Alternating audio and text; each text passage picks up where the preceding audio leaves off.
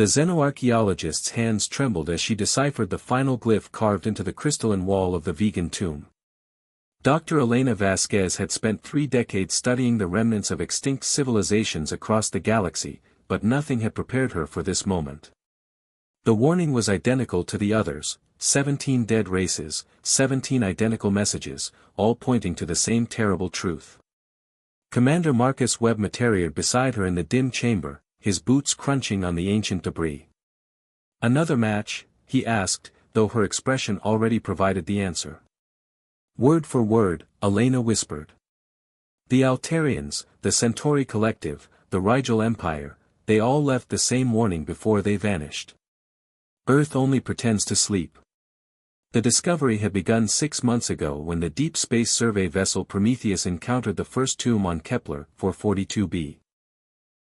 What they initially dismissed as primitive cave paintings revealed themselves to be sophisticated warnings encoded in quantum-stable matter.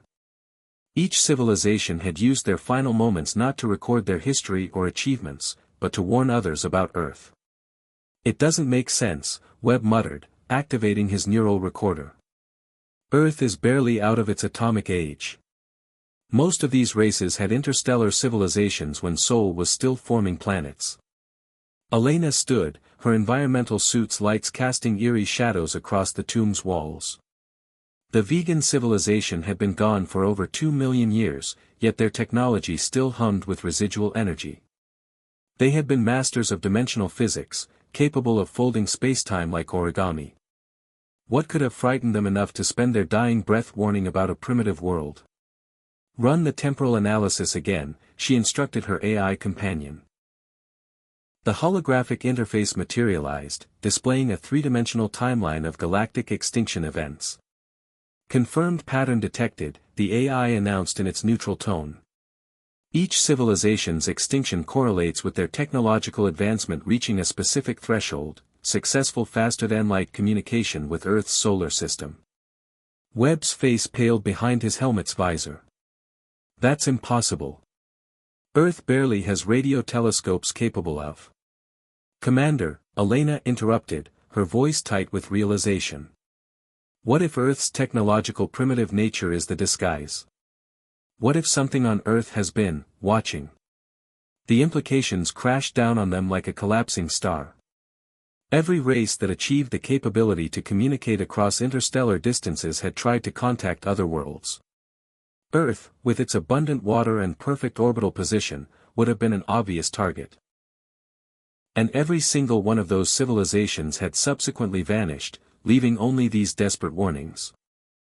Elena's scanner detected another chamber deeper in the tomb. They moved through the narrow passage, their lights revealing walls covered in increasingly frantic inscriptions. The final chamber contained not warnings, but detailed star charts, every major civilization in the galaxy, with lines connecting them all to a single point: Sol 3. "My God," Webb breathed. They were mapping the kill order. The vegan's final message was different from the others. Instead of just warning about Earth, they had attempted to decode what Earth truly was. The glyphs described something ancient, something that predated multicellular life on most worlds.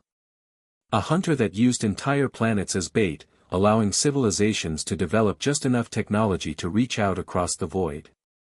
Elena's hands shook as she translated the final passage: "The sleeper's hunger grows with each civilization it devours. It has learned patience across geological ages. We die knowing that Earth is not a world. It is a mouth, and we have fed it well." Suddenly, Webb's communication array crackled to life. "Commander Webb, this is Fleet Admiral Morrison.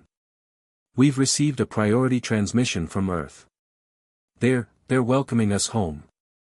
They know exactly where we are." Elena and Webb stared at each other in the tomb's ancient silence. Above them, somewhere in the vast darkness between stars, the Prometheus hung motionless, its crew probably already celebrating first contact with humanity. Neither of them moved to respond to the Admiral's increasingly urgent calls. They both understood now that some secrets were discovered too late, and some warnings were destined to be ignored. Earth had been very, very patient. But it was no longer pretending to sleep.